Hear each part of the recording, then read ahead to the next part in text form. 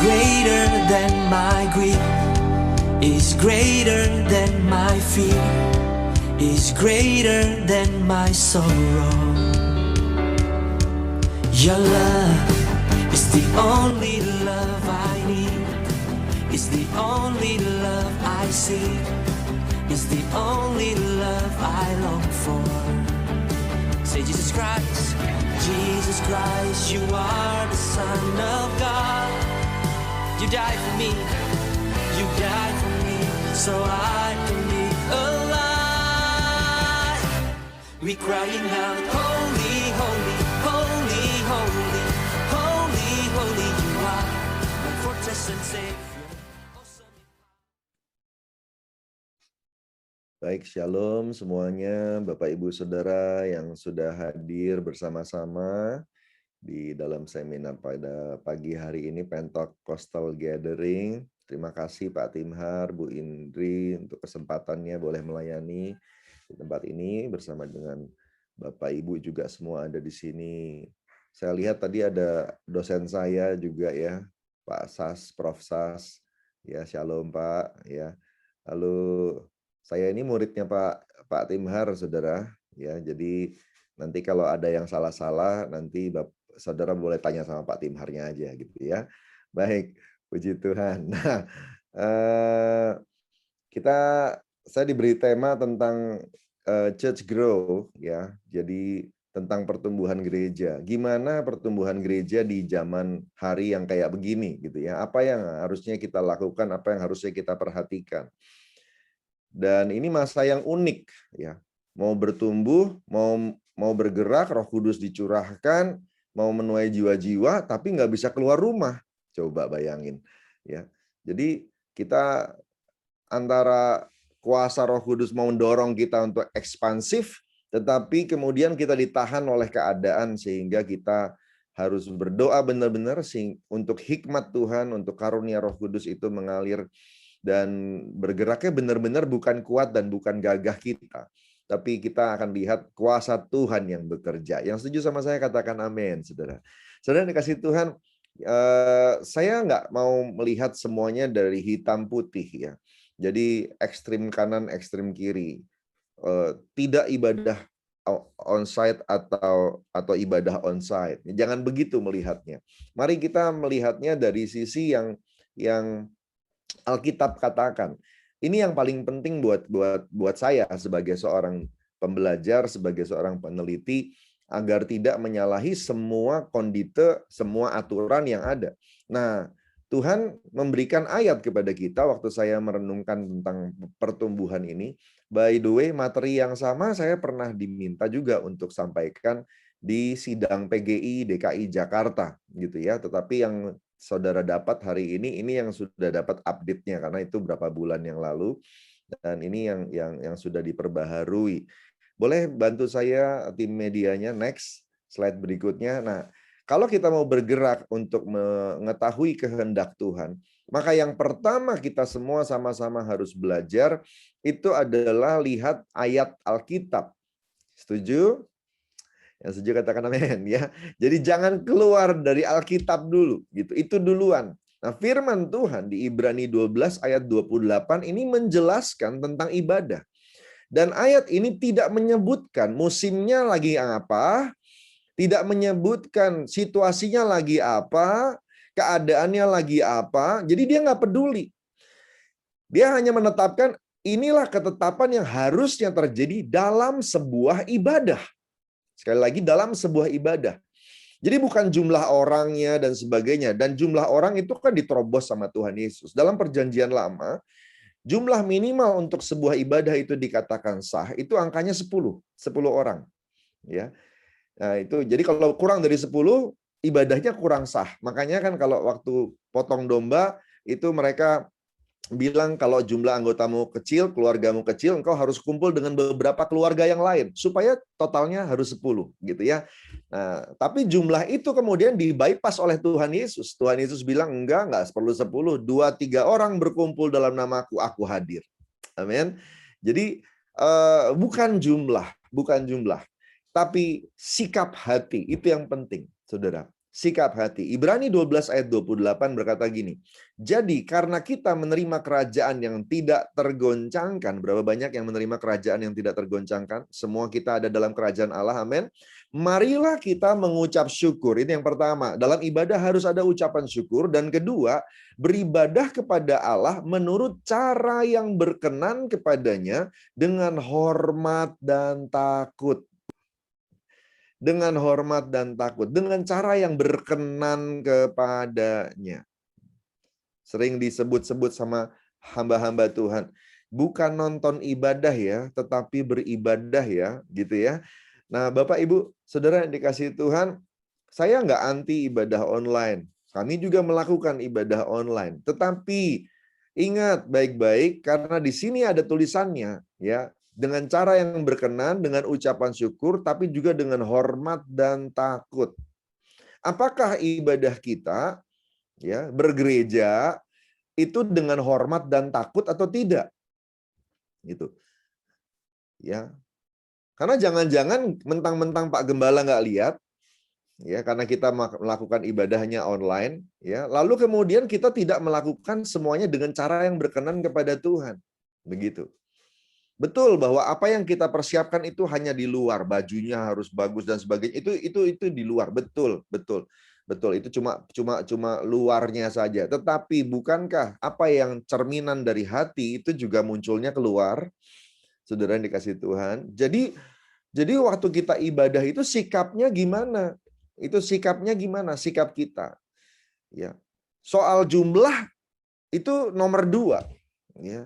Soal jumlah itu nomor 2, sikapnya itu. Tadi Bu Christine ada bilang gitu, jangan sembarang bangkitkan anak muda yang model gimana gitu ya, anak muda yang kualitasnya seperti apa. Saya setuju banget tuh, ya. Jadi bukan cuma sekedar luarnya, tapi dalamnya. Nah, di dalam kita beribadah, bergereja, harusnya ada hormat pada Tuhan, gitu. Jangan sampai waktu kita lagi beribadah online atau beribadah dengan cara yang baru, saudara yang dikasihi Tuhan, kita tidak ada sikap hormatnya, ya. Lagi ibadah online, pasang di TV, begitu, lalu kita angkat kaki sambil makan snack, gitu ya. Waduh, ya, nggak ada sikap hormatnya di sana. Itu ibadah apa nonton, gitu ya. Nah, ini yang membuat kita harus waspadai dan evaluasi kembali. Gitu, karena yang dimaksud dengan pertumbuhan gereja itu gereja yang seperti apa, ya, yang pasti gereja yang sesuai dengan firman Tuhan, ya. Kita tidak mau melipat gandakan jumlah orang-orang yang sembarangan di hadapan Tuhan, tapi kita mau melipat gandakan jumlah orang yang hormat sama Tuhan. Yang setuju sama saya katakan amin. Saudara dikasih Tuhan gitu ya. Jadi kita mulai dari sini dulu paradigmanya gitu. Bukan cuma asal banyak orangnya, tetapi bagaimana dalam pertumbuhan itu mereka bertumbuh juga di dalam kualitas hubungan dengan Tuhan. Dan saya berdoa semua yang hadir di sini akan dipakai dengan Tuhan, dipakai oleh Tuhan dengan dalam kegerakan Pentakosta ketiga yang luar biasa dan dahsyat hari-hari ini. Amin. Boleh next slide, saudara yang dikasih Tuhan. Nah, kita masuk di sana ada beberapa poin, ya. Ya, itu yang pertama, mari sadari bahwa perubahan itu konsisten. Dunia selalu berubah. Satu-satunya yang tidak berubah dalam dunia ini adalah perubahan itu sendiri. Dia selalu hadir di tiap zaman, ya. Perubahan, change, old ways, ya. Dari zaman ke zaman, adaptasi menemani setiap perubahan. Menyesuaikan diri itu adalah bagian dari kehidupan manusia. Kalau yang seumur saya atau yang lebih tua dari saya masih ingat dulu bentuknya odol itu bentuknya seperti apa, ya. lalu kemudian tubuhnya itu dari logam kalau nggak salah zaman dulu ya. Lalu kemudian kalau ditimpuk ke anjing, anjingnya mati itu ya. Itu karena keras banget itu. Lalu kemudian kalau kita gulung itu kita gulungnya benar dari bawah ya. Kita gulung, kita keluarin itu odolnya. Seperti itu zaman dulu ya. Lalu berubah menjadi plastik yang nggak bisa digulung ya. Sampai kita nggak bisa bedain kalau nggak dipegang itu kita nggak tahu ini odol kosong atau odol isi ya toh, karena dia selalu kembali kepada bentuk asal awalnya. Lalu berubah lagi, lalu berubah lagi. Sekarang sudah ada sikat gigi yang sudah ada odolnya, kasih air langsung bisa dipakai. Berubah semuanya. Ya. Berubah semuanya. Itu baru bicara soal satu produk. Belum bicara yang lain, Saudara. Berkendara, berkehidupan, bersekolah, ya. Semuanya berubah. Perubahan itu konsisten. Dan setiap kali kita melihat sebuah perubahan, pasti kita harus menyesuaikan diri. Nah, menyesuaikan diri itu tidak mudah. Butuh energi, butuh inovasi, butuh usaha, butuh ketekunan. Butuh ketekunan. Kalau kita menghadapi sebuah perubahan, lalu kita lemes-lemes, kalau kita menghadapi sebuah perubahan, lalu kita nggak jaga kesehatan, nggak jaga kondisi, sebenarnya kita nggak siap untuk berubah. Ya.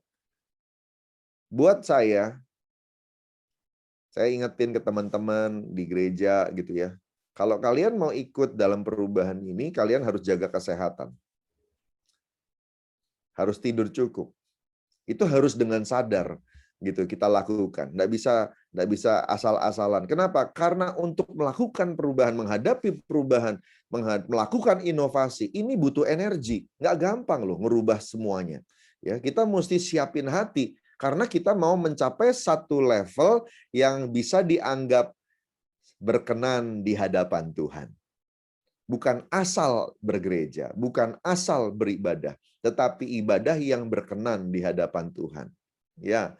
Saya mengucap syukur, kami ada cabang di Manado, nah ada beberapa yang hadir hari ini di dalam seminar ini. Di Manado itu kalau beribadah online waktu zaman kita masih pakai YouTube, belum onsite ya. Oh, itu keren. Ya, saya salut sama mereka. Mereka mandi dulu, Saudara. Ya. Mereka mandi dulu semua, bajunya rapi, bahkan kadang-kadang satu keluarga itu di rumah tuh bajunya bisa sama semuanya gitu ya. Bisa putih semua atau batik semua. Lalu duduk manis sama-sama di hadapan TV itu. Lalu kemudian melakukan ibadah itu serius. Ya. Seperti mereka lagi di gereja. Nah, kalau ibadah online-nya seperti itu, setuju. Ya. Setuju. Itu benar yang namanya hormat dan takut akan Tuhan. Ya toh? Kadang-kadang ada yang belum sikat gigi, udah pasang tuh YouTube-nya. Ya, luar biasa. Memang Tuhan nggak tahu sih atau nggak lihat sih ya sikat gigi atau enggak. Cuma maksudnya itu ibadah atau enggak. Terus kemudian ibadahnya di skip gitu ya. Itu ibadah atau bukan? Ya, aduh PPW-nya kelamaan, skip. Khotbahnya kelamaan, skip. Aduh, soal perpuluhan, skip. Gitu ya. Waduh, ini yang kayak begini ini ibadah atau bukan? Ya. Anda jawab sendiri deh karena ini tahun integritas. Ya toh? Amin. Ya. Jadi kita maunya ibadah itu yang benar gitu. Bergereja yang benar dan penuaian yang benar gitu. Butuh energi, konsentrasi. Jadi kita ubah sikap hati. Nggak salah kalau dikatakan tahun ini tahun integritas. Jadi kita sama-sama nunjukin kekristenan kita, kali ini nggak ditonton sama gereja, nggak ditonton sama teman-teman, tapi kita ditonton langsung sama Tuhan sendiri. Gitu. Yang Tuhan mau,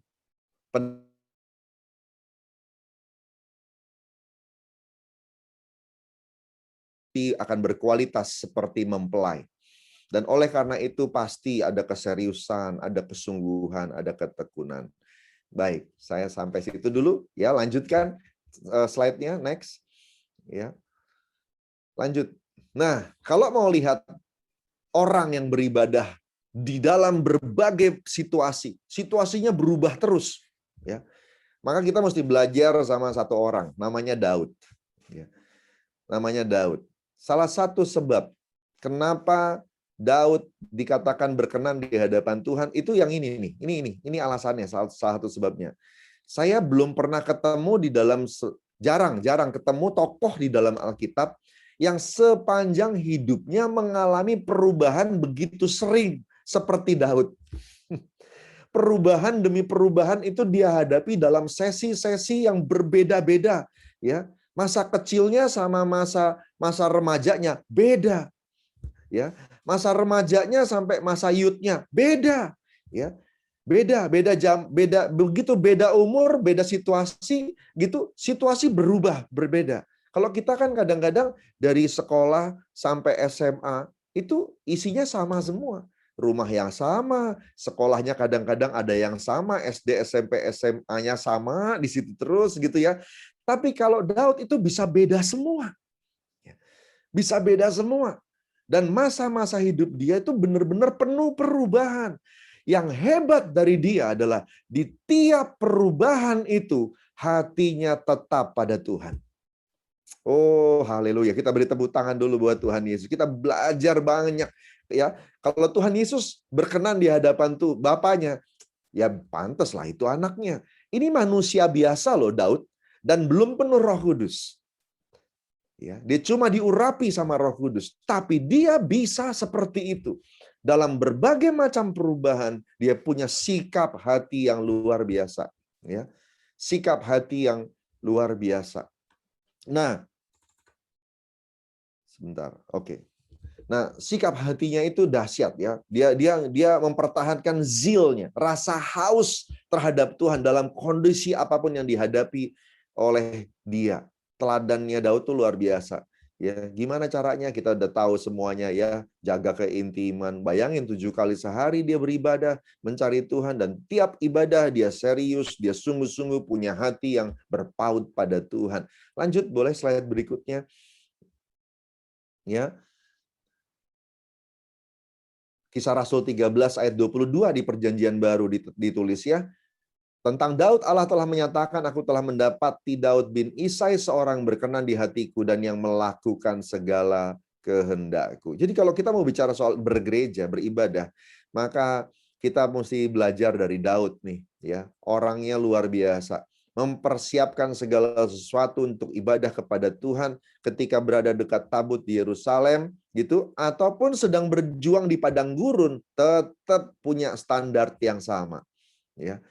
Energinya didapat dari mana ya? Karena itu nggak gampang. Ternyata dia dapat dari mana? 7 kali sehari dia cari wajah Tuhan, ya. Kekuatannya dapat dari Tuhan sendiri. Inovasi dalam pimpinan Roh Allah, upayanya sendiri-sendiri ataupun sama-sama anak-anak buahnya itu semua dia lakukan. Ada ketekunan, itu butuh energi, saudara. Saudara dikasih Tuhan, dalam masa seperti ini, keintiman sama Tuhan itu mandatori, ya. Oke, belajar dari Daud, ya. Jadi apa yang akan kita lihat ke depan ini nggak gampang, tetapi pasti bisa. Kalau Tuhan sudah tuntun, kita berjalan dalam pimpinan Roh Kudus, pasti bisa untuk kita lakukan. Asal benar-benar kita mau lakukan untuk Tuhan. Yang setuju sama saya katakan amin. Next. Oke, lanjut yuk. Ya, kita lanjut. Nah, yang pertama, mempertahankan sesuatu yang tidak boleh dirubah. Ini butuh energi. Oke? Sebelum kita ngomong soal perubahan, maka kita juga mesti ingat ada yang nggak boleh berubah. Nomor 1, ada yang nggak boleh berubah. Apa itu? Esensi dan definisi dari gereja sendiri. Nah, banyak orang dengar yang namanya gereja, bahasa aslinya itu eklesia. Itu benar, ya, orang-orang yang dipanggil keluar untuk sebuah misi, untuk sebuah tugas, untuk sebuah panggilan. Setuju, ya. Itu enggak boleh berubah. Ya, bahwa kita semua adalah dipanggil sama Tuhan untuk sebuah tugas. Amanat agung, perintah agung harus kita lakukan. Jadi saksi, jadi terang, jadi garam harus kita lakukan. Karena itu purpose, itu tujuan kenapa Anda dan saya diselamatkan. Tidak berubah, ya, itu tetap harus dilakukan. Tapi ada satu lagi loh yang sebenarnya ini bisa jadi kekuatan buat kita. Bahwa ternyata di dalam Alkitab itu kata gereja itu berasal dari satu kata lain, yaitu kuriakon. Kuriakon, ya. Kuriakon itu artinya milik Tuhan. Ya. Kata ini yang sebenarnya hari ini jadi church di dalam bahasa Inggris, ya. Dalam bahasa Inggris. Jadi church itu tidak diambil dari Ecclesia, church itu diambil dari Kuriakon, Kirch, ya. Itu dari sana. Nah, saudara dikasih Tuhan, puji Tuhan. Karena kita milik Tuhan, perubahan macam apapun yang kita hadapi, kita pasti bisa lalui. Karena Anda dan saya bukan milik Anda. Anda dan saya milik Tuhan. Amin. Kekuatan itu akan datang dari Dia, semua yang kita perlukan juga akan Dia yang sediakan. Tetapi tolong kita semua harus ingat siapa kita. Ini nggak boleh berubah. Mau ibadah online, mau ibadah onsite, kita tetap milik Tuhan. Jadi jangan sembarangan sama hidup kita. Nah, lanjut yuk. Yang tidak boleh berubah yang berikutnya adalah 4 hakikat gereja. Ini harusnya ada poinnya. Di 4 hakikat gereja itu harusnya ada poinnya.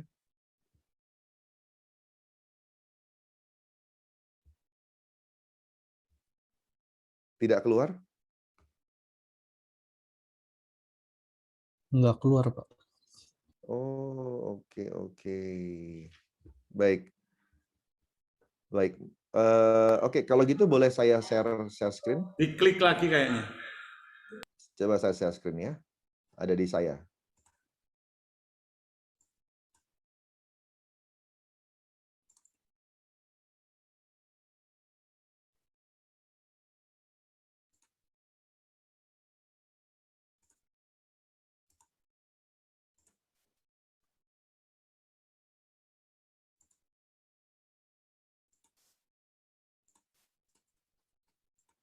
Ya. Baik. Nah, Bapak Ibu, lihat ya. 4 hakikat gereja yang tidak boleh berubah juga adalah kekudusan. Karena ada 4 hal ini, maka kita disebut gereja. Kalau 4 hal ini nggak ada, kita bukan gereja. Ya. Karena hakikat kan ya. Hakikat. 4 hal ini harus ada, baru kita disebut gereja. Nomor 1, kudus. Ya. Kekudusan harus ada. Nomor 2, keesaan. Ya. Keesaan, bahwa kita ini satu tubuh Kristus. Bersatu dengan yang lainnya. Jadi dengan ibadah kita online atau Zoom atau onsite, ya, kita tetap harus punya paradigma yang sama bahwa kita itu satu tubuh Kristus. Yang ketiga, am. Am itu bicara soal keterbukaan untuk menyambut atau menyelamatkan semua orang. Gereja ada bagi semua manusia. Ya, gereja melayani Tuhan, betul, tapi gereja diutus Tuhan ke dunia untuk melayani semua manusia. Am, ya. Dan yang terakhir, apostolik, bahwa Anda dan saya hadir di bumi ini untuk sebuah tugas, diutus untuk sebuah tugas yang tadi, eklesia, kaleo, dipanggil untuk sebuah purpose, tujuan gitu. Ya, ada tujuan Tuhan membentuk CK5. Ada tujuan Tuhan membentuk gereja tempat Anda berada hari ini. Ini adalah 4 hakikat gereja. Tetapi ada yang berikutnya lagi, ya. Tadi kan ada tujuan ya, apostolik itu ada tujuan. Tujuan apa? Nah, ini 5-5-nya tujuan gereja, tugas gereja harus ada. Yang pertama, saya mulai dari yang paling belakang ya. Yang terakhir itu marturia, kesaksian, ya. Dengan online terus terang marturianya lancar banget. Ya, luar biasa. Ya, biasanya hanya nama-nama tertentu saja yang bisa berdiri di depan. Tetapi dengan online ini, maka siapa saja bisa bersaksi, pasang di medsos, lalu menyebar kemana-mana. Wah, keren banget. Lewat online ini, tugas panggilan marturia itu jalan dengan lancar, dengan luar biasa. Nomor 2, ya ini juga berpesta, didaskalia yang hari ini kita lakukan, pendidikan, ya. Pendidikan atau pengajaran lewat online, pengajaran juga berpesta. Wah, Zoom di mana-mana, seminar di mana-mana, termasuk hari ini. Saudara yang dikasih Tuhan. Nah, tapi ini ada tapinya ya. Yang 321 ini terganggu. 321 ini terganggu. Pastoralia, naungan. Ada banyak orang di luar sana karena tidak bisa ketemu dengan pastornya, tidak bisa ketemu dengan teman-temannya, tidak bisa datang di tempat satu tempat, mereka ternyata tidak punya kemampuan untuk merasa atau nyadar bahwa mereka itu sebenarnya ada di bawah naungan. Ya. Buat beberapa orang, ya bisa. Tetapi ada banyak, terus terang itu mayoritas jumlahnya. Mereka butuh sentuhan baru bisa percaya bahwa mereka punya pastor. Gitu. Ada orang yang nggak perlu, ya. Dari online saja didoain sudah senang, begitu. Tetapi lebih banyak orang yang mesti ngeliat, mesti ada di situ, baru bisa nyadar. Yang berikutnya koinonia, ya. Koinonia ini bicara soal pelayanan jemaat, sentuhan, kunjungan, doa, konseling, itu dia. Ya. Dan yang paling diserang lewat situasi pandemi ini adalah koinonia, persekutuan. Padahal ini harusnya ada persekutuan, ya, persekutuan. Dan gereja mesti cari cara, putar otak, lakukan banyak hal untuk bisa tetap memenuhi semua kekurangan-kekurangan ini.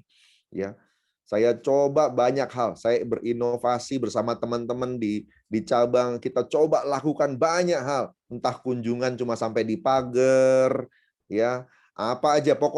Pokoknya kita penuhi kebutuhan ini, ya, walaupun tidak bisa normal. Ya, kalau yang normal kita lakukannya semua di gereja di hari Minggu, gitu. Tetapi karena tidak bisa, maka kita lakukan dengan cara yang lain di tengah minggu, gitu ya. Entah kunjungan, WA call, video call, apa aja. Pokoknya kita berusaha memenuhi supaya paling tidak jangan sampai enggak ada, tapi kita lakukan sebisa-bisanya. Ini nggak boleh berubah harusnya. Nah, jadi semua gereja harusnya berinovasi. Keluarkan energi, kalau perlu keluarkan biaya untuk bisa tetap melakukan ini semua. Untuk bisa tetap melakukan ini semua. Puji Tuhan. Ya, oke, karena waktu saya nggak banyak, saya kembali ke slide yang berikutnya ya. Boleh minta tolong kembali tim medianya, ya. Cuma itu yang nggak muncul ya, berarti ya.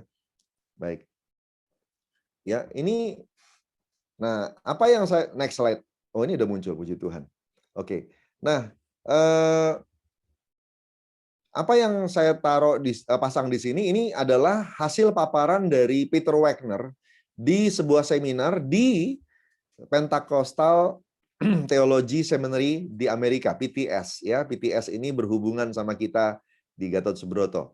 Nah, ciri khas terjaga dari gereja Pentakosta yang tetap bertumbuh dalam dunia yang berubah.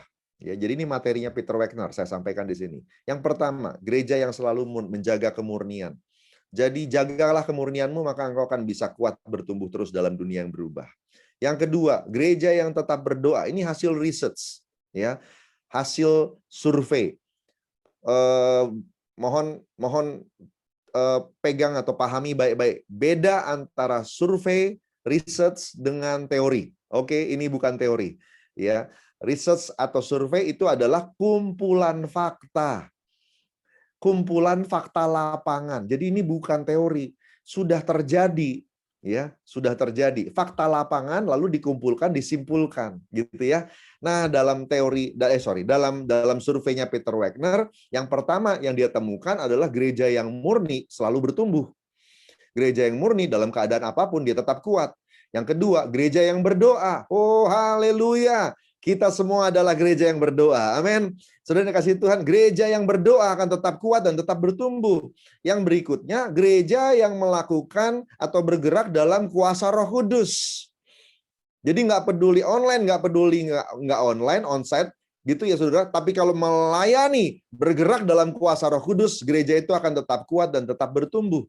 Terus yang keempat ternyata adalah ini nih, gereja yang memperhatikan orang miskin. Wow, luar biasa. Gereja yang memperhatikan orang miskin tetap kuat dan tetap bertumbuh dalam segala situasi, khususnya Pentakosta.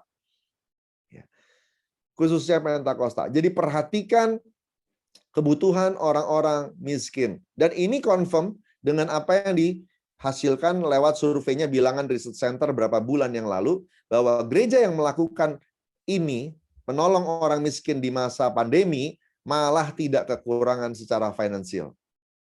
Ya, betul. Ya, jadi apa yang dibilang Peter Wagner sama kenyataan di lapangan cocok. Memang ini fakta. Oke, next. Yang berikutnya. Saya cepat saja karena saya masih ada beberapa slide lagi. Oke. Nah, Wagner dalam hal ini sejalan juga dengan F.J. May dalam buku The Book of Acts and Church Grow yang menuliskan tentang 11 hal yang membuat gereja tetap bertumbuh dalam perubahan menurut kitab para rasul. Jadi, apa yang Peter Wagner dapatkan itu sama apa yang F.J. May katakan itu sama, ya, sama. Nah, lalu kemudian beberapa tambahan lain ini saya ambil dari Barna Institute, saudara, ya, dalam surveinya dia, ya, gereja yang sering bekerja sama dengan gereja lain tidak eksklusif, selalu lebih kuat dan lebih bertumbuh dalam segala zaman. Ya. Puji Tuhan, ya. Makanya hari ini Pak Timhar dari CK5 bersama kita dari 1G ada sama-sama dalam seminar ini. Haleluya. Supaya CK5 dan 1G sama-sama kuat dan bertumbuh. Puji Tuhan. Ya, harus terbuka, harus bergaul dengan gereja lain, saudara. Dan kita semua akan tambah kuat, ya. Yang berikutnya adalah gereja yang aktif bermisi terlibat dalam penanaman gereja baru justru akan terus berkembang, jadi lebih kuat. Dalam masa pandemi bukan berarti misi berhenti. Dalam masa pandemi bukan berarti misi tidak bisa dilakukan, ya. Oh, enggak, tetap bisa, ya. Tetap bisa. Dalam masa-masa seperti ini aja kami sedang siap-siap ambil ancang-ancang buka 3 cabang baru, saudara dikasih Tuhan. Ya, kenapa? Karena peluangnya tetap terbuka. Ya, misi tetap bisa dijalankan. Asal kita keluarkan energi lebih, mau menyesuaikan diri dengan situasi yang ada, pasti bisa. Gitu. Yang setuju sama saya katakan amin. Itu semua tadi adalah yang harus dijaga, enggak boleh berubah apapun yang terjadi. Oke? Nanti ada waktu untuk tanya jawab. Saya lanjut ya kepada apa yang perlu berubah. Sekarang kita masuk apa yang perlu berubah. Oke? Apa yang perlu berubah? Apa yang saya dapat ini hasil observasi, ya. Tanpa kehilangan esensi gitu, dan beberapa hal yang bisa kita lakukan. Ya. Yang pertama, jangan lihat ibadah YouTube sebagai sesuatu yang permanen. Ini yang kita harus menyesuaikan diri. Kalau keadaan darurat, pakai YouTube. Ya, pakai YouTube. Ibadah YouTube hanya untuk keadaan darurat. Ya, ketika yang lain tidak bisa, maka ya udah pakai itu deh, gitu ya. Pakai itu deh, gitu. Tapi harus ditambahi, harus dilengkapi, harus dilengkapi. Jadi saya enggak tahu ya dengan virus varian India, varian Inggris ini nanti ke depan seperti apa, saya nggak tahu. Ya, saya nggak tahu. Saya nggak bisa meramal seperti itu, melihat keadaan, membaca seperti itu. Tapi ada satu situasi kita sama-sama belajar bahwa ada yang nggak boleh berubah, esensi tadi ya, fungsi, panggilan, gitu ya, itu nggak boleh berubah. Jadi kalau nanti ternyata kita harus lockdown, misalnya, saya nggak doain ya, tolak dalam nama Yesus ya. Tetapi seandainya terjadi kita semua harus lockdown, harus ibadah YouTube, toh nggak boleh lagi yang lain, maka kita lakukan ibadah YouTube, ya, kita lakukan ibadah YouTube, tapi yang tadi itu ya, koinonia, koimenia, pastoralia, itu nggak boleh berubah. Cari cara supaya tetap bisa dipenuhi. Cari cara untuk tetap bisa dipenuhi. Itu harusnya dilakukan, ya. Harusnya dilakukan. Makanya saya sangat suka dengan ibadah, saya lebih suka ibadah Zoom daripada ibadah YouTube, ya. Sama-sama online, tetapi Zoom masih bisa interaktif, masih bisa ngobrol, masih bisa say hello, masih bisa lihat wajah bapak itu, wajah ibu itu, masih bisa senyum atau tidak senyum, dan sebagainya. Itu masih mending daripada cuma YouTube tok. Ya, YouTube hanya darurat saja. Tapi kalau bisa yang ada interaksi seperti hari ini. Yang kedua, tingkatkan engagement dengan jemaat melalui kelompok kecil. Yes, ya, ini bagiannya, ini waktunya Komsel berdiri di depan. Maaf untuk semua pengkhotbah KKR, tetapi hari ini bukan tempat kita-kita. Ya, masa ini, zaman ini adalah zamannya para ketua Komsel. ini ketua kul, gembala kul, ini this is your time. This is your timing. This is your calling. This is your time to act, ya. Ini waktunya untuk Anda bergerak. Inilah waktunya. Karena gereja bisa efektif kalau di kelompok kecil, ya. Kalau di kelompok kecil, ibadah yang memanfaatkan media komunikasi dua arah, contohnya Zoom dan sejenisnya, serta sapaan pribadi, ya. Kalaupun terpaksa kita lakukan ibadah YouTube, maka kita harusnya pasang Pak Gembala, Ibu Gembala gitu ya, itu berdiri di depan di bagian depan rekaman itu ya, itu ada di situ, berdiri di sana bilang halo jemaat, apa kabar dan sebagainya dan sebagainya. Kita tidak bisa lihat jemaat tapi bisa lihat kita.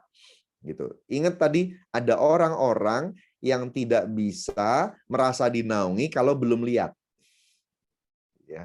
Nah, itu mesti dibantu. Caranya adalah Bapak Gembalanya yang jadi harus, atau Ibu Gembala itu yang tiap minggu nongol di depan. Ya, walaupun nggak khotbah, cuma nyampaikan salam. Apa kabar? Shalom, baik-baik semua ya, sehat-sehat ya. Itu perlu, itu namanya engagement. Itu namanya keterhubungan. Ya. Itu namanya keterhubungan. Yang ketiga, penyesuaian yang harus dilakukan adalah tingkatkan kualitas pelayanan jemaat tadi, koinonia pastoralia. Ya, ini yang akan membuat jemaat bisa bertahan. Ya, bisa bertahan. Ya. Saya tidak tahu di luar kota Jakarta ya.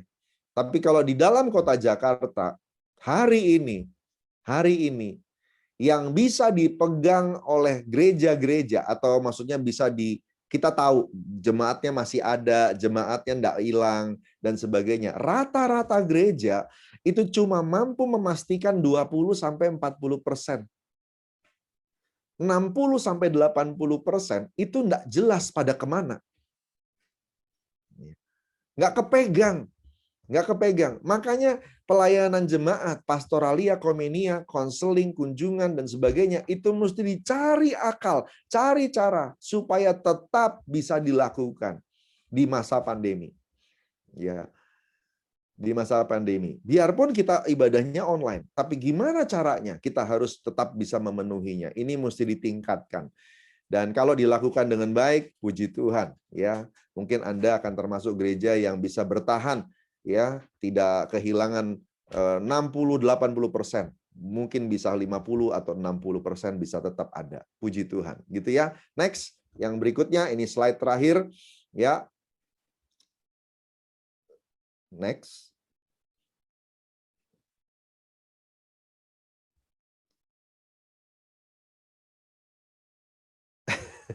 Oke. Oh, ada. Oke. Oh.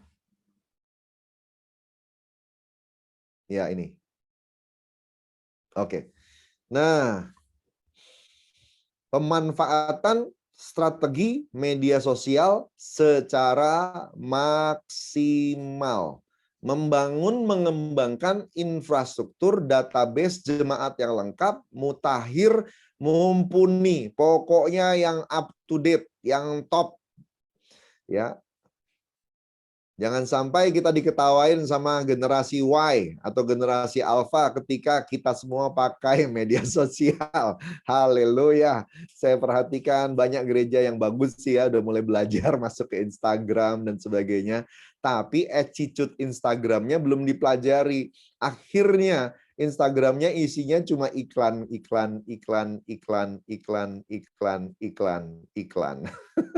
Yang kayak begitu ditinggal sama yang memperhatikan. Media sosial mesti pakai strategi. Nggak bisa cuma pasang-pasang iklan. Media sosial mesti pakai strategi. Ya, Instagram itu paling efektif posting itu sebelum jam 12 siang. Gitu. Facebook itu paling efektif kalau postingnya hari Kamis, Jumat, Sabtu. Itu mesti tahu ya. Lalu kemudian kita bikin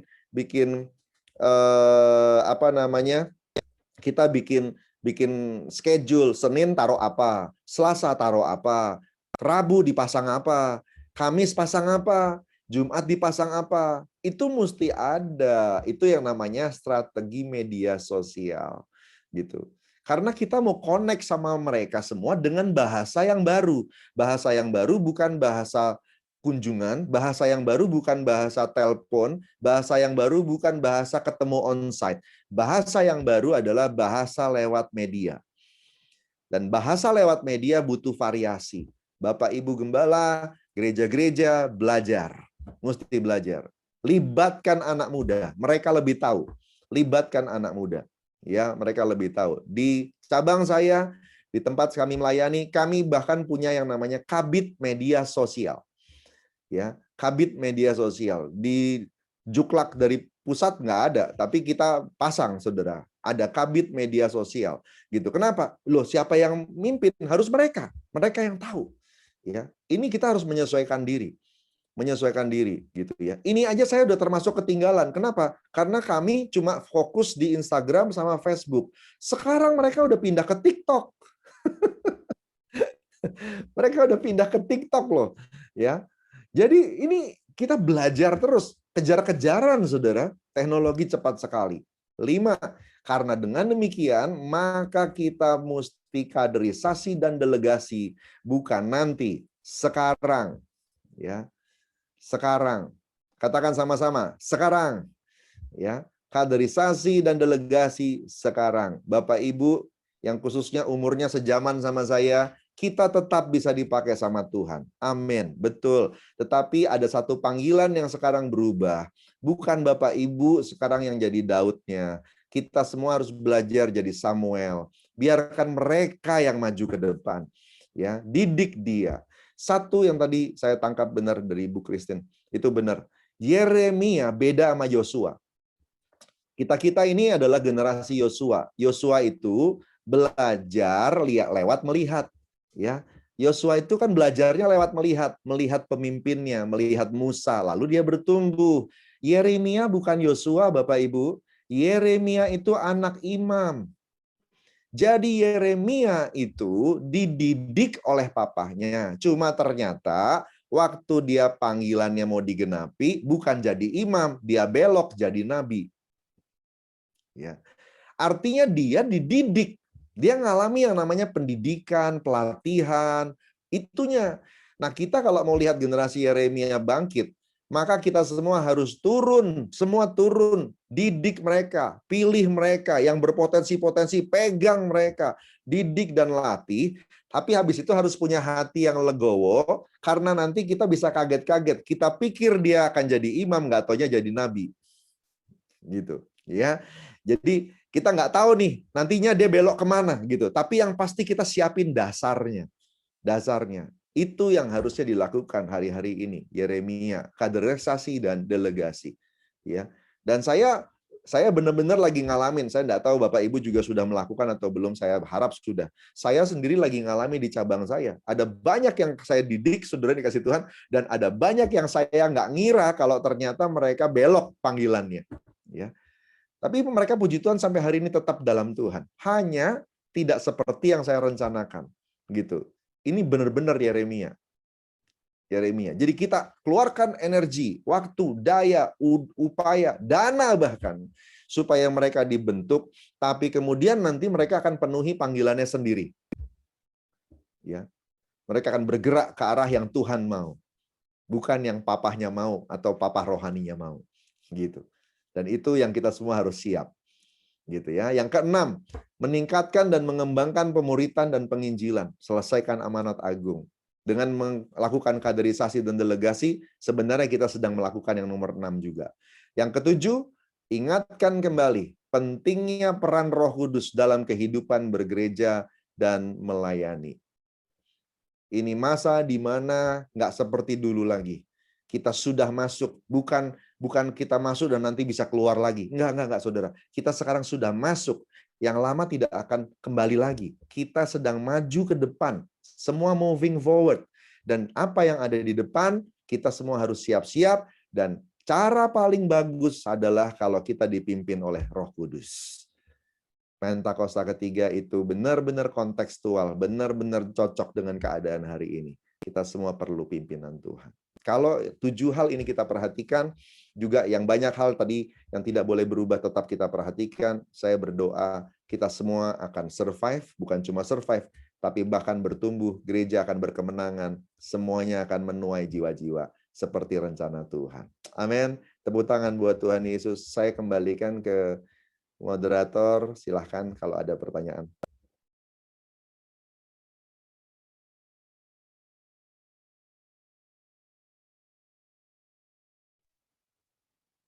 Yang diberkati angkat tangan.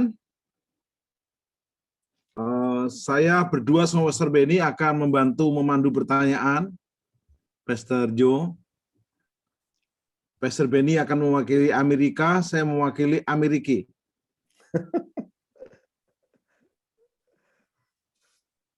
Pastor Joe, gereja di kota langsung tanggap dengan sosial media. Nah, saya justru bagaimana merangkul gereja di daerah yang nggak bisa ke media? Karena pasti mereka kalah bersaing. Bahkan ada gereja pendeta yang sudah hopeless. Handphonenya aja jadul. Ini masih ada yang WA saya nih, Pak, handphone saya jadul. Nggak bisa ikut. Apalagi dia bikin YouTube, bikin Instagram, bikin Facebook. Apa tanggung jawab kita gereja? Gereja kan bukan hanya rayon CK, sinode, tapi kami sebagai gereja. Apa peran sebagai tubuh Kristus untuk kita menuai bersama bagi mereka gereja yang sedang gembalanya gaptek gitu, Pak. Terima kasih. Pak Benny, silahkan buat pertanyaan versi Amerika yang lebih sulit ya, Pak Benny. Thank you. Yang lainnya boleh chat pertanyaannya ya. Iya. Thank you Pak Tim. Untuk yang pertanyaan pertama tadi, itulah gunanya grup-grup seperti kita ini, ya. Itulah gunanya ada grup CK, ada grup rayon, sehingga yang tidak bisa melakukan nanti dibantu oleh grupnya, dibantu sama yang lebih bisa melakukannya. Saya belajar ini dari rayon 2, saya lihat dari rayon 2, pada waktu mereka mengumumkan media sosialnya, itu ditaruh di rayon, lalu kemudian waktu saya lihat isinya, ternyata isinya tuh seluruh cabang. Ya. Ternyata isinya seluruh cabang. Cabang yang ini sudah onsite jam sekian. Cabang ini masih online, ini YouTube-nya. Cabang ini. Jadi yang melakukan itu grupnya, gitu. Sehingga bisa terbantu, itu tertolong sekali, gitu. Terus yang kedua di daerah itu terus terang COVID tidak separah kota, gitu. Di daerah-daerah tertentu tuh masih hijau zonanya bahkan, ya. Contohnya kami punya sister church cabang di Banggai Kepulauan. Banggai Kepulauan kita ada 4 cabang di sana, dan itu 4-4-nya dari awal sampai hari ini nggak pernah merah, ya. Paling jauh kuning, habis itu balik lagi hijau, begitu. Jadi mereka tetap onsite. Pemerintahnya menjamin itu dan menjaga itu, sehingga mereka nggak perlu media sosial terlalu banyak, gitu. Tapi kalau di daerahnya memang berbahaya, ya sudah, memang harus online. Nah, itu dibantu. Dan kalau memang perlu, ya sekali lagi Komsel jalan keluarnya. Kenapa? Karena kalau Komsel misalnya terpaksa tidak bisa online, harus onsite. Begitu Komsel yang paling memungkinkan. Jumlahnya sedikit, ya bisa duduknya bisa nyebar, gitu, itu paling aman, gitu. Maka sekali lagi sekarang ini waktunya gembala-gembala Komsel yang maju ke depan. Kita lengkapi gembala Komselnya yang jalan ke depan. Tetapi kalau soal media sosial, sekali lagi itu bisa dibantu sama teman-teman dalam grup, contohnya seperti CK5 ataupun rayon-rayon yang lain. Begitu Pak Tim. Terima kasih. Habis ini Pastor Benny, saya tuh ada Pak Troy akan bertanya, boleh langsung Pak Troy ya. Silakan Pastor Benny, yang sulit Pastor Benny. Terima kasih Pak Yohanes. Saya tinggal di Philadelphia. Nah, kebetulan minggu lalu kita sesama hamba-hamba Tuhan ngumpul nih, saling berdiskusi dan curhat. Nah, di Amerika ini sudah 50% yang divaksin ya. Jadi 50% divaksin, bahkan kemarin CDC atau Menteri Kesehatan sudah mengumumkan udah boleh lepas masker ya. Tetapi dari San Francisco sampai New York diteliti bahwa yang mau kembali ke gereja cuma 30%, Pak. Jadi rata-rata 25%. Lah ini jadi pendetanya jadi stres semua nih. Kenapa nih enggak mau balik ke gereja? Padahal kalau ke toko, ke mall, kerja, semua mau. Tetapi ke gereja enggak mau. Nah, alasannya adalah ya enak di Zoom aja kan, nggak perlu mandi, nggak perlu drive ya. Kan sama di Zoom kan sama. Tetapi kami jujur agak keberatan dengan mereka nggak mau ke gedung gereja, padahal ke tempat yang lain mereka ya seneng gitu ya. Jadi kira-kira kiatnya apa, Pak? Apa yang harus kami lakukan ya? Padahal kalau untuk menstop ibadah Zoom kan sayang karena Zoom harus tetap jalan, online harus tetap jalan, tetapi orang sudah kadung keenakan online. Padahal sudah divaksin, ya padahal kita juga mengikuti semua protokol yang ada, tapi ya untuk saat ini mereka masih 30%. Dan saya dulu berpikir kok cuma saya ya, begitu kita cek semua hamba Tuhan keluhannya dan survei membuktikan nggak lebih dari 30% jemaat yang mau balik ke gedung. Terima kasih Pak buat kiat-kiatnya dan terobosan yang boleh di-share. Thank you Pak Beni. Itu yang tadi saya maksud ya, bahwa ternyata banyak yang kehilangan ya sampai 60 sampai 80%. Itu yang tadi saya katakan bahwa gereja banyak yang tidak mampu pegang jemaatnya. Bagaimanapun apa yang kita tuai hari ini itu karena apa yang kita tabur. Selama 1 tahun kemarin kita tidak nabur benar. Ya, kita semua mesti bertobat ini. Kita nggak nabur benar. Kita tidak memperhatikan yang tidak boleh berubah. Yang tidak boleh berubahnya itu kita tidak lakukan dengan benar. Koinonianya kurang, persekutuan. Lalu koimenianya, pelayanan jemaatnya kurang, gitu. Pastoralianya kurang, gitu. Saya perhatikan bahkan maafkan saya. Tapi ada nih bahkan karena pakai grup seperti ini, ada grup CK, ada grup Rayon, lalu bahkan ada gembala yang cuek banget sampai nggak bikin ibadah YouTube sama sekali. Dia bilang begini, pakai punya Rayon aja deh, pakai punya CK aja deh, begitu. Atau pakai punyanya pusat sajalah, begitu. Dan itu benar-benar mengesalkan, ya, mengesalkan. Kenapa? Karena jiwa-jiwa yang sudah selama ini sekian tahun dikirim sama Tuhan untuk digembalakan, tiba-tiba lepas. Karena naburnya begitu, ya nuainya ya begitu, ya. Gitu. Tapi puji Tuhan ya kalau kita sama-sama mau berubah, masih ada waktu, masih bisa. Ya, masih bisa. Karena sebenarnya mereka semua sedang diseleksi sama Tuhan sendiri. Ya, Tuhan lagi lihat hati mereka, apakah mereka sungguh-sungguh mencari Tuhan atau tidak, dan nanti kita akan dapat jemaat yang berkualitas, punya hati mencari Tuhan dengan sungguh-sungguh. Begitu. Nah, ini kita perbaiki aja itu tadi. Perbaiki tadi persekutuannya, koinonia. Yang kedua, perbaiki yang namanya koimenia, pelayanan jemaat, konseling, kunjungan dan sebagainya. Kunjungan masih bisa dilakukan walaupun tidak ketemu di ruang tamu, kan bisa ya, di pagar aja di luar sana. Yang penting dia tahu kita datang kunjungin, kita dari jauh sama-sama pakai masker, kita ya apa kabar gitu, tanya-tanya sambil ngobrol begitu. Saya sama tetangga saya aja masih bisa begitu, ya. Walaupun kita nggak duduk bareng gitu, tapi kita ketemu di jalan gitu, saya dari teras, mereka dari pinggir jalan, kita ngomong, hai apa kabar, semua baik, ada yang perlu dibantu dan sebagainya. Itu kita masih bisa lakukan seperti itu. Dan yang terakhir tadi pastoralia, figur bagaimanapun ya, kita ini butuh figur. Nah, figur gembala selama ini menjadi bapak spiritual di gereja. Figur gembala selama ini menjadi bapak spiritual di gereja. Kalau bapak itu tidak muncul-muncul atau jarang muncul, maka dia seperti kehilangan, lepas dari hubungan itu. Itulah sebabnya di ibadah online pun mesti muncul, ya, mesti muncul. Walaupun nggak khotbah, orang lain yang diminta khotbah, tapi kitanya muncul. Yang memang akhirnya jadi berkurang adalah gini, peran pelayanan yang lain. Biasanya kan yang baca pengumuman orang lain. Biasanya yang nyapa-nyapa jemaat, shalom-shalom orang lain. Maaf, kali ini nggak bisa. Bapak Gembala yang harus lakukan, atau leader, wakil gembala yang lakukan. Gitu. Supaya figur-figur itu dilihat oleh jemaat, dan jemaat yang masih punya hubungan merasa dinaungi. Ada perasaan dinaungi. Bagaimanapun itu harus dipenuhi. Karena itu bagian dari tugas panggilan gereja. Kalau itu kita lakukan dan tabur benar ke depan, saya yakin 2022 berubah semua. Gitu.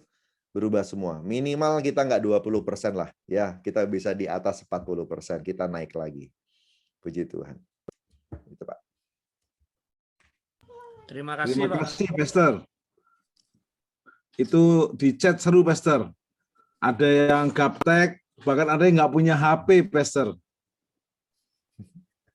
Kayaknya kita harus nyumbang HP kepada yang nggak punya HP. Puji Tuhan. Baik, karena durasi, semua chat nanti saya akan teruskan kepada Pak dosen, karena Pak Yohanes ini juga gembala dan dosennya Joseph, dan dosen saya juga. Karena waktu Joseph belajar, saya di sebelahnya Pak Yohanes. Aduh, Saya gawat. belajar.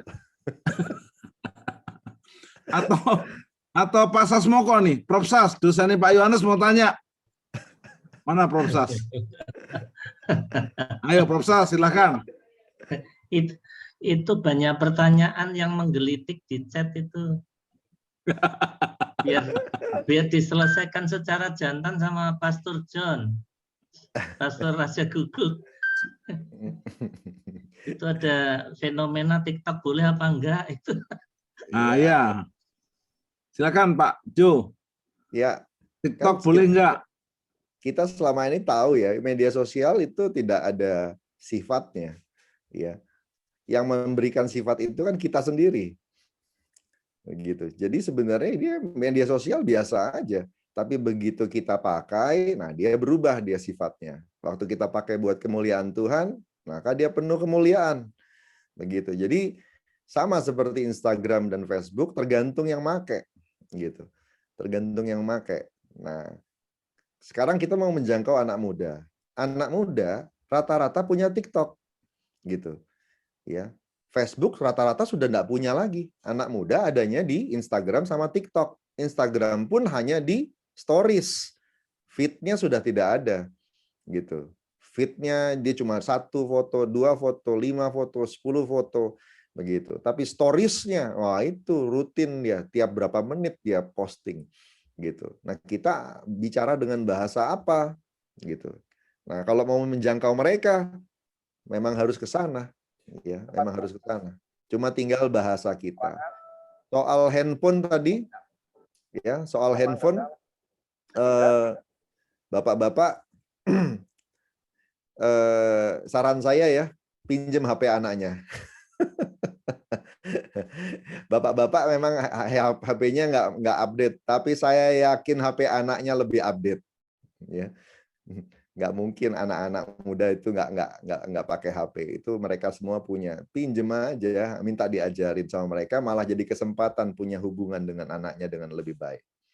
Saya rasa itu. Pak Yohanes, ada pertanyaan lagi nih. Bagaimana menjangkau usia emas? Biasanya survei membuktikan bapak-bapak yang, maaf ibu-ibu di atas 60 tahun tuh, nggak usah buka-bukaan handphone, sulit, nggak usah deh. Mereka sukanya masuk langsung ke gereja, padahal kan justru mereka yang rentan kena virus. Saya banyak bicara dengan para gembala, generasi yang demikianlah yang nggak terjangkau gitu, karena mereka udah nggak mau gitu ya, terlalu ribet dengan pakai Zoom, pakai handphone, enggak, pakai ID, pakai apalah, pakai ya. Gimana Pak caranya untuk melayani mereka? Terima kasih.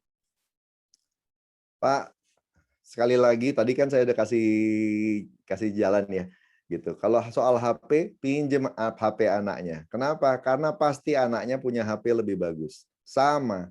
Waktu kita mau menjangkau mereka yang lebih tua, kita akan lewat media sosial juga kan, karena nggak boleh ketemu gitu. Minta tolong anaknya. Minta tolong anaknya. Sama. Mereka semua tetap bisa dihubungi gitu ya. Mertua saya 76 tahun. Pasti nggak bisa dia buka-buka begitu. Tapi gembalanya minta tolong anaknya. minta tolong anaknya supaya dinyalain Zoom-nya, supaya dinyalain video call-nya dan sebagainya. Jadi akhirnya mertua saya bisa tetap connect sama gembalanya.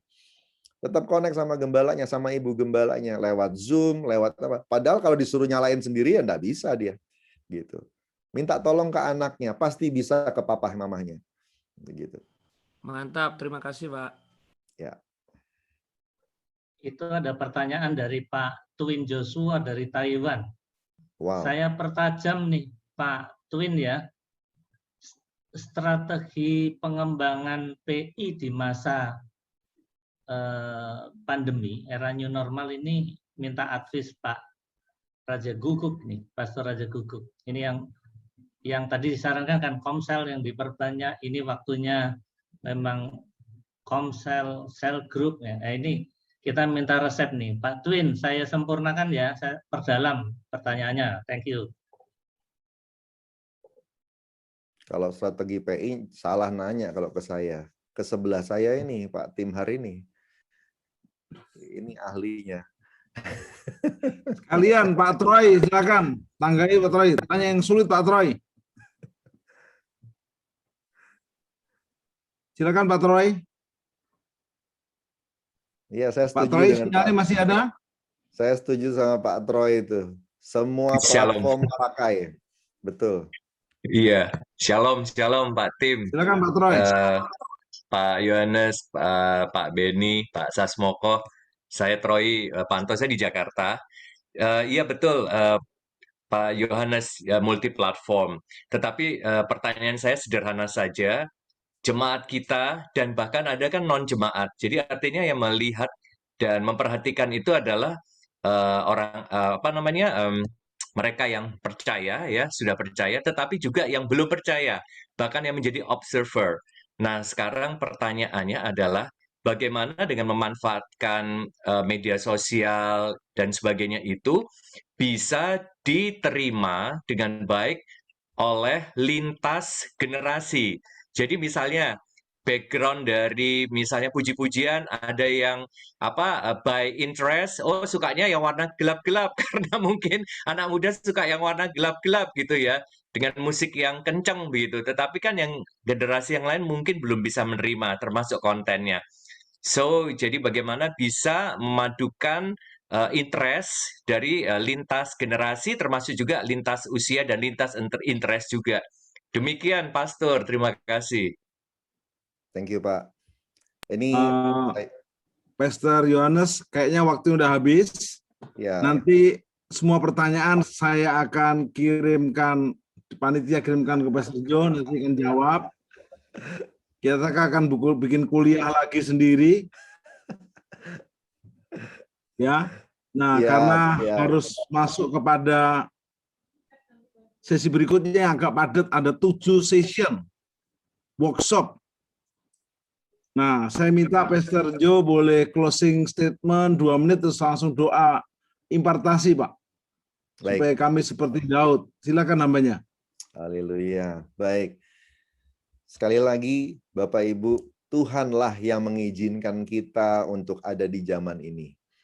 Dan kalau Tuhan yang bawa, pasti Dia sudah siapin juga jalan keluarnya. Cuma tinggal kita yang mau menyesuaikan diri atau tidak. Dan itu butuh energi. Tuhan juga kasih energi, Roh Kudus. Ya, jadi sekarang tinggal Anda dan saya yang bergerak menyesuaikan diri dengan semuanya. Doa saya adalah semua yang mau dipimpin oleh Roh Allah itu yang akan melihat kerajaan Allah ditegakkan dalam kehidupannya. Mari kita berdoa sama-sama. Ora kabaya sikara dia batakana niamataka nabarada barada sikara raba. Ori kanania mataka sikara barada baya sada barala barala baralaba. Kuasa Tuhan terus tercurah atas kami semua yang ada di webinar ini. Biarlah setiap kami menerima impartasi kuasa Roh Kudus sendiri. Bukan hamba, tapi Engkau Tuhan. Engkau yang memimpin kami dalam perjalanan iman sampai sejauh hari ini. Tuhan akan bawa kami keluar sebagai pemenang. Dalam segala hal, dalam segala tantangan dan masalah yang ada, kami pasti menang. Karena Tuhan yang sudah bawa sampai hari ini. Terima kasih Bapak, urapi semuanya. Pimpin kami semua Tuhan Yesus, bergerak dalam pimpinan Roh Kudus. Ajar kami, bawa kami dalam satu hubungan rohani dengan Tuhan yang lebih lagi dan lebih lagi. Dan setiap kami mengalami pengalaman-pengalaman baru bersama dengan Tuhan. Terpuji namamu dalam nama Tuhan Yesus. Haleluya. Sama-sama katakan amin. Amin.